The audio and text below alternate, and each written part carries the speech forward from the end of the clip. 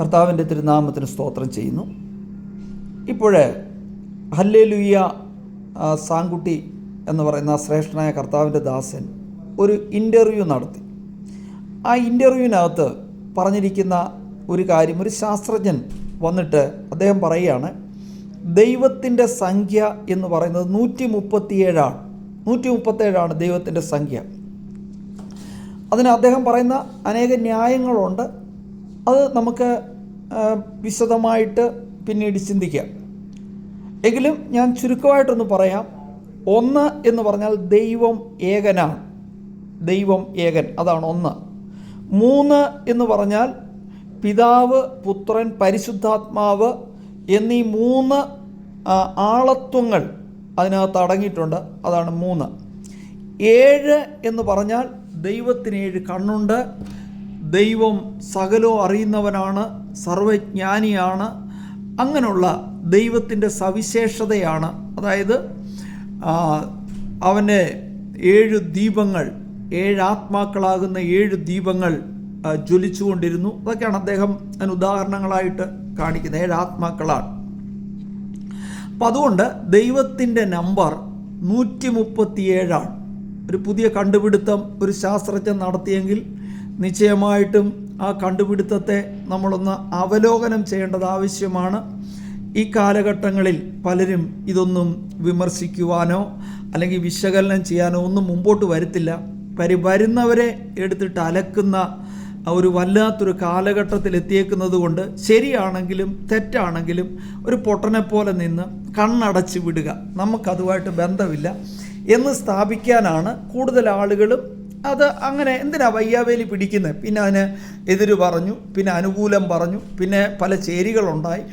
എന്തിനാണ് പോയി വിമർശനത്തിൻ്റെ കക്ഷത്ത് കൈവച്ച് കൊടുക്കുന്നത്, അല്ലെ തല വെച്ച് കൊടുക്കുന്നത് എന്ന് ചിന്തിച്ച് പല ആളുകളും ശരിയാകട്ടെ തെറ്റാകട്ടെ, ഇനി ദൈവത്തിൻ്റെ നമ്പർ 138 ആയാലും ദൈവത്തിൻ്റെ നമ്പർ 140 ആയാലും ഞങ്ങൾക്ക് പ്രശ്നമൊന്നുമില്ല എന്നുള്ള രീതിയിൽ അതിനെ അങ്ങ് വിട്ടുകളയുകയാണ് സാധാരണഗതി നമ്മുടെ പാസ്റ്റർമാരെല്ലാം ചെയ്യുന്നത്.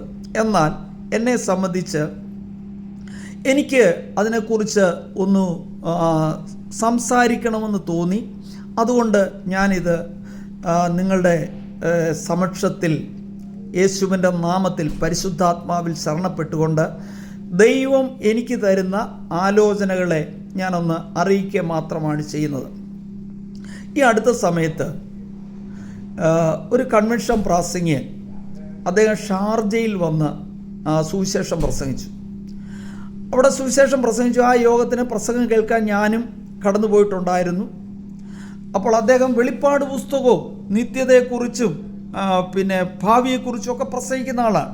അദ്ദേഹം അവിടെ പ്രസംഗിച്ച് തുടങ്ങിയത് തന്നെ, എൻ്റെ ഒരുപക്ഷെ നെറ്റിലൊക്കെ അത് കാണുമായിരിക്കും, ഷാർജ IPCയുടെ ആ ഹാളിൽ വെച്ച് നടന്ന കൺവെൻഷനാണ്. അദ്ദേഹം പ്രസംഗിച്ചു തുടങ്ങിയത് റഷ്യയിൽ ഒരു ഭയങ്കരമായ ന്യൂക്ലിയർ റിയാക്ടർ സ്ഥാപിച്ചിട്ടുണ്ട്. കർത്താവിൻ്റെ വരവിന് ശേഷം ആ ന്യൂക്ലിയർ റിയാക്ടർ പുറത്തു വരും.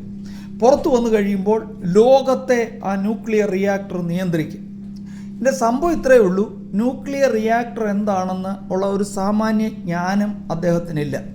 ആ പേര് കേട്ടപ്പോൾ ഇതാണ്ട് മൊത്തം ലോകത്തെ മുഴുവൻ നിയന്ത്രിക്കാൻ കഴിവുള്ള ഒരു സാധനമാണ് എന്ന് അദ്ദേഹത്തിന് തെറ്റിദ്ധരിച്ചുകൊണ്ട് പറയുന്ന ചില തെറ്റിദ്ധാരണകളുടെ വാക്കാണ്. ന്യൂക്ലിയർ റിയാക്ടർ എന്ന് പറഞ്ഞാൽ കാഡ്മിയം ഉപയോഗിച്ചുള്ള, അതായത് ഒരു ന്യൂക്ലിയർ ഫിഷൻ നടക്കുന്നു, അതായത് ഒരു അണുബോംബ് പൊട്ടിക്കുന്നു, അത് പൊട്ടിപ്പോകാതെ അതിനെ കൺട്രോൾ ചെയ്യുന്നു, എന്നിട്ട് കിട്ടുന്ന ചൂട് ഉപയോഗിച്ച്, എനർജി ഉപയോഗിച്ച് വെള്ളത്തെ സ്റ്റീമാക്കുന്നു, ആ സ്റ്റീം ഉപയോഗിച്ച് കറണ്ട് ഉണ്ടാക്കുന്നു. അപ്പോൾ കറണ്ട് ഉണ്ടാക്കുന്ന ഒരു പ്രോജക്റ്റാണ് ന്യൂക്ലിയർ റിയാക്ടർ എന്ന് പറയുന്നത്. പക്ഷേ ഇദ്ദേഹത്തിന് അത് മനസ്സിലായില്ല. പക്ഷേ ഇദ്ദേഹം വലിയ ശാസ്ത്രജ്ഞനുമാണ്, ഭയങ്കര പണ്ഡിതനുമാണ്, വേദപുസ്തകം തിരിച്ചും പിരിച്ചും വെളിപ്പാട് പുസ്തകം പിന്നെ വ്യാഖ്യാനിക്കുന്ന ആളുമാണ്. അതുകൊണ്ട് പിന്നെ തൻ്റെ അറിവ് അങ്ങോട്ട് മനുഷ്യനെ അങ്ങോട്ട് പറഞ്ഞങ്ങോട്ട് മനസ്സിലാക്കാനും മഹാപണ്ഡിതനാണെന്ന് ശാസ്ത്രജ്ഞനാണെന്നും ഒക്കെ വെളിവാക്കാൻ വേണ്ടി അദ്ദേഹം വലിയ പ്രാസംഗികനാണ്. അദ്ദേഹത്തെ മതി ആളുകൾക്ക്. അപ്പം ഞാൻ വ്യക്തി വിദ്വേഷത്തിന് വേണ്ടി പറയുന്നതല്ല, ഇതൊരു കാര്യമല്ല. ഒരിക്കൽ അദ്ദേഹം പ്രസംഗിച്ചു, ഹിരോഷിമയിൽ ബോംബ് വീണപ്പോൾ അവിടെ കടൽ വെള്ളം 4000 ഡിഗ്രി സെൻറ്റിഗ്രേഡിൽ തിളച്ചെന്നൊക്കെ പറഞ്ഞു. 100-ന് മേളിലോട്ട് വെള്ളം പോകത്തില്ല. ഡിഗ്രി എത്ര ഇനിയിപ്പം കടൽ മൊത്തം കൂടെ കിടന്ന് തിളച്ചാലും 100-ന് മേളിൽ ആകത്തില്ല. അതാണ് സയൻസ്. പക്ഷേ 4000 ഡിഗ്രീസിന് അതൊക്കെ യൂട്യൂബിൽ കിടപ്പുണ്ട്, നിങ്ങൾ പരതി നോക്ക്. അപ്പം ഇതൊക്കെ ആളുകൾ അറിവുണ്ടെന്ന് കാണിക്കാനായിരിക്കാം, അല്ലെങ്കിൽ ആ ഭാഗങ്ങൾ അവർക്ക് അറിവില്ലാത്തതായിരിക്കാം. അങ്ങനെ പറയുന്ന കുറച്ച് മണ്ടത്തരങ്ങളുണ്ട്. അതിലൊരു മണ്ടത്തരമാണ് ഇത്രയും വലിയ പണ്ഡിത അഗ്രേസരൻ, ഒരു മഹാപണ്ഡിതനായ മനുഷ്യനാണ്. പക്ഷേ ഒരു കാര്യം, അദ്ദേഹം ലോക മനുഷ്യനാണ്. അദ്ദേഹത്തിൻ്റെ അറിവ് വെച്ചുകൊണ്ട് ബൈബിളിലേക്ക് വരുമ്പോഴാണ് ഈ തെറ്റിപ്പോകുന്നത്. ഒരു അതാ ജ്ഞാനികൾക്കും വിവേകികൾക്കും ഇത് മറച്ചിട്ട് ശിശുക്കൾക്കാണ് കാര്യങ്ങൾ ദൈവം വെളിപ്പെടുത്തി കൊടുക്കുന്നത് എന്നുള്ളതിന് ഉത്തമ ഉദാഹരണമാണ് ദൈവത്തിൻ്റെ നമ്പർ 137. അതിൽ 1 എന്ന് പറയുന്നത് പിതാവായ ദൈവം, ദൈവം ഏകനാണ്, അതാണ് നമ്പർ 1. 3 എന്ന് പറഞ്ഞാൽ ത്രിത്വമുണ്ട്, പിതാവ്, പുത്രൻ, പരിശുദ്ധാത്മാവ്, 3 പേരും അതിനകത്തുണ്ട്. 7 എന്ന് പറഞ്ഞാൽ 7 കണ്ണുകൾ, അല്ലെങ്കിൽ 7 ആത്മാക്കൾ, 7 ദീപങ്ങളായിരിക്കുന്ന 7 ആത്മാക്കൾ. അപ്പം അത് ദൈവത്തിൻ്റെ പരിപൂർണതയെ കാണിക്കുക, അതാണ് 7. അപ്പം അതിന് കുറേയൊക്കെ ഉണ്ട്, പിന്നെ അതിന് കുറച്ച് സയൻസും കാര്യങ്ങളും ഒക്കെ പുള്ളി പറയുന്നുണ്ട്. അതവിടെ നിൽക്കട്ടെ. ഞാൻ നിങ്ങളോട് പറയുന്ന ഒരു പ്രധാനപ്പെട്ട കാര്യം, ഇങ്ങനെ വലിയ ശാസ്ത്രവും ഒക്കെ വന്ന ധാരാളം ആളുകളുണ്ട്. അവരെ നമ്മളെ കഴിഞ്ഞ കാലങ്ങളിൽ ഈ ശാസ്ത്രീയമായിട്ടൊക്കെ ഇതിനെ അപഗ്രഥിച്ച ആളുകളെ നമ്മൾ നോക്കുക. നമുക്കറിയാമല്ലോ, പിന്നെ വേറൊരു ശാസ്ത്രജ്ഞൻ ഉണ്ടായിരുന്നു. അദ്ദേഹം വന്നിട്ട് എന്തെല്ലാം ശാസ്ത്രമായിരുന്നു അടിച്ചു വിട്ടത്. നമ്മളൊന്ന് ചിന്തിച്ച് നോക്ക്, എന്തെല്ലാം ശാസ്ത്രം. അദ്ദേഹം പറഞ്ഞത്, ഇവിടെ ഇനിയിപ്പോൾ സംഭവിക്കാൻ പോകുന്നത്, മനുഷ്യനെ ഒരു പെട്ടിക്കകത്തോട്ട് കയറ്റി നിർത്തും, എന്നിട്ട് മെഷീൻ ഓണാക്കും, നേരം മനുഷ്യനങ്ങ് ഡിസോൾവ് ആകും. മാഗ്നറ്റിക് അതായത് വൈദ്യുത കാന്തിക തരംഗങ്ങളായിട്ട് മനുഷ്യനങ്ങ് ഡിസോൾവ് ആയി പോകും. എന്നിട്ട് അത് വേവ്സ് ആയിട്ട് അമേരിക്കയിലെത്തും. അമേരിക്കയിൽ ഇതുപോലൊരു സാധനമുണ്ട്, ആ റൂമിനകത്ത് വെച്ചിട്ടുണ്ട്. അത് അവിടെ ആ വേവ്സ് ചെല്ലും, അവിടെ അത് വീണ്ടും അത് മനുഷ്യനാകും. എന്നിട്ട് അവിടെ ആശുപത്രിയിൽ കൊണ്ടുപോയി മനുഷ്യനെ ഓപ്പറേറ്റ് ചെയ്യും. ഓപ്പറേഷനെല്ലാം കഴിഞ്ഞിട്ട് വീണ്ടും അവിടെ കൊണ്ടുവെക്കും. വീണ്ടും ഇങ്ങനെയൊക്കെ സംഭവിക്കാൻ പോകാമെന്നൊക്കെ പറഞ്ഞ് ഇന്നും ആ ശാസ്ത്രജ്ഞൻ മരിച്ചിട്ടില്ല. ഇന്നും അദ്ദേഹം പ്രസംഗിക്കുന്നുണ്ട്, വളരെ പ്രായമുണ്ടെങ്കിലും പ്രസംഗിക്കുന്നുണ്ട്. അപ്പോൾ അതിശയോക്തികൾ പറഞ്ഞും മനുഷ്യനെ ചുമ്മാതെ പൊട്ടം കളിപ്പിച്ചും മിടുക്കന്മാരായ ഒത്തിരി ശാസ്ത്രജ്ഞന്മാർ ഇവിടെ രംഗത്ത് വന്നിട്ടുണ്ട്. ഒത്തിരി പേര് വന്നിട്ടുണ്ട്. നിങ്ങൾക്കറിയാമോ, പണ്ട് നമ്മൾ പുറകോട്ടൊന്ന് ചിന്തിച്ചാൽ മതി, നമുക്കത് മനസ്സിലാകും. പണ്ട് 2000 ആണ്ടിന് മുമ്പ് വരെ കുറേ പ്രസംഗരോ കേസിയൊക്കെ പ്രസംഗിച്ചിട്ടുള്ള കാര്യം ഞാൻ പറയാം, ഞാൻ കേട്ടിട്ടുള്ള.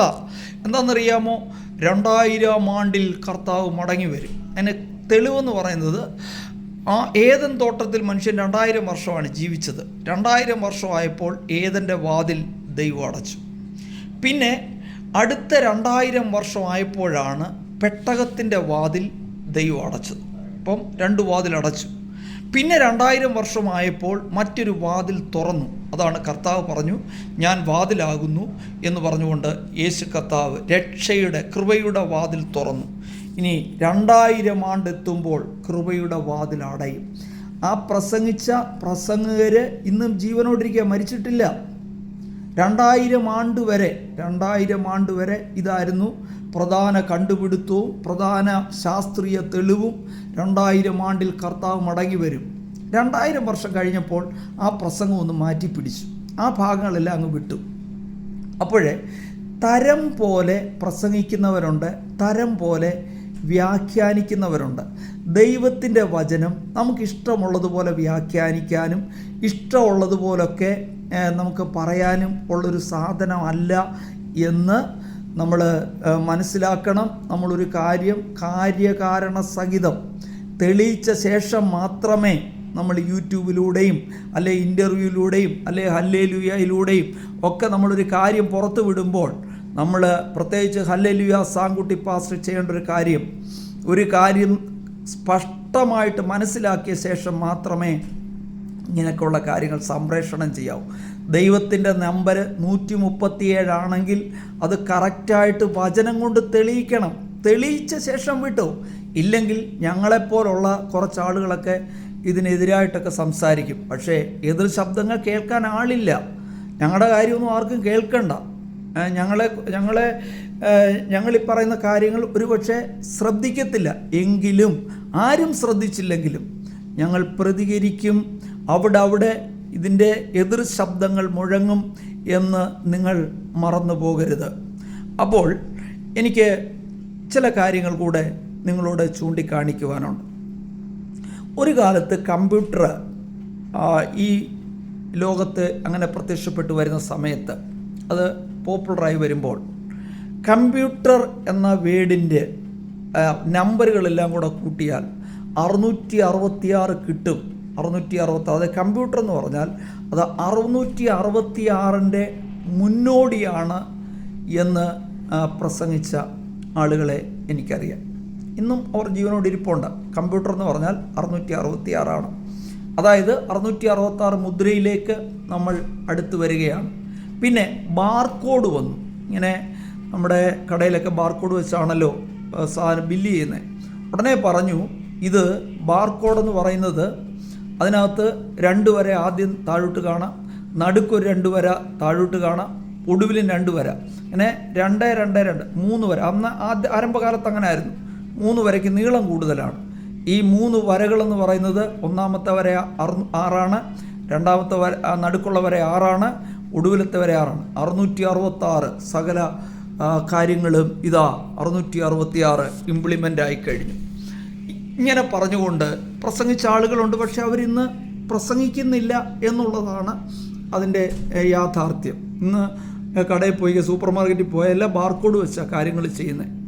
തന്നെയല്ല, ആ 3 നമ്പർ എന്നുള്ളത് ഇപ്പം 4, 5 നമ്പർ വരാണ്ട് ഇങ്ങനെ താഴോട്ട് നീളമുള്ള നമ്പറുകൾ വരാറുണ്ട്. അപ്പം ആ പ്രസംഗമൊക്കെ അപ്രസക്തമായി.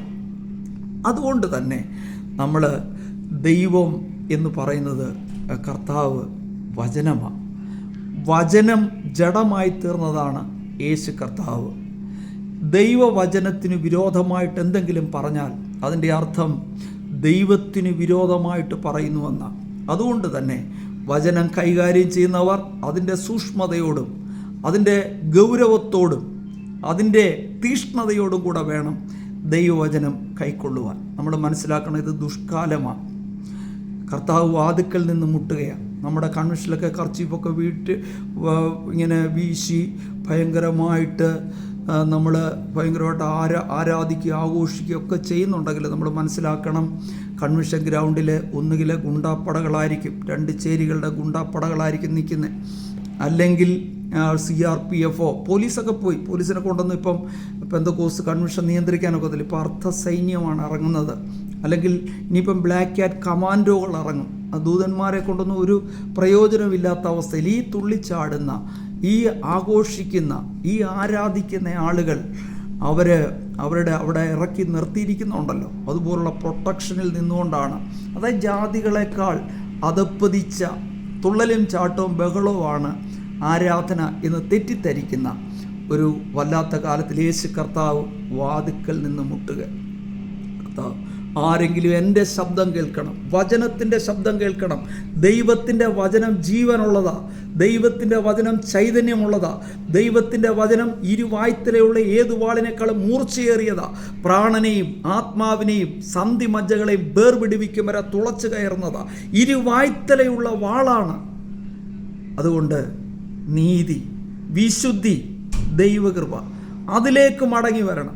ആവശ്യമില്ലാത്ത സകല വ്യാഖ്യാനങ്ങളെയും സകല ദുർവ്യാഖ്യാനങ്ങളെയും ദൈവവചനം കോട്ടിക്കളയുന്ന സകല ശാസ്ത്രജ്ഞന്മാരെ, എനിക്ക് കുറേ ശാസ്ത്രജ്ഞന്മാരെ കുറിച്ചൊക്കെ പറയാനുണ്ട്.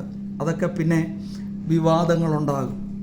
ഓന്തുപോലെ മനുഷ്യർ പോകുന്നതും പിന്നെ വരുന്നതും ഒക്കെ കണ്ട ശാസ്ത്രജ്ഞന്മാരുണ്ട്. അതുകൊണ്ട് ഈ ശാസ്ത്രജ്ഞന്മാരെന്ന് പറയുന്നവരെ നമ്മൾ കണ്ണുമടച്ച് വിശ്വസിക്കാതെ നമ്മൾ ഇതൊക്കെ ഉള്ളത് തന്നെയാണോ എന്ന് ശോധന ചെയ്ത് നമ്മൾ സകലവും ശോധന ചെയ്ത് നല്ലത് മുറുകെ പിടിക്കുക.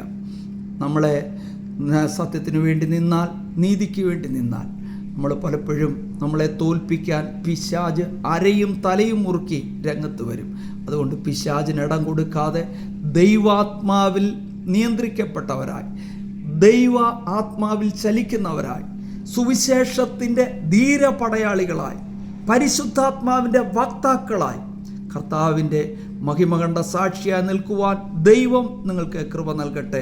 ദൈവം ഈ വചനങ്ങളാൽ, ഈ ദൈവിക ആലോചനയാൽ ദൈവം നമ്മെ അനുഗ്രഹിക്കുമാറാകട്ടെ. ആമേൻ, ആമേൻ.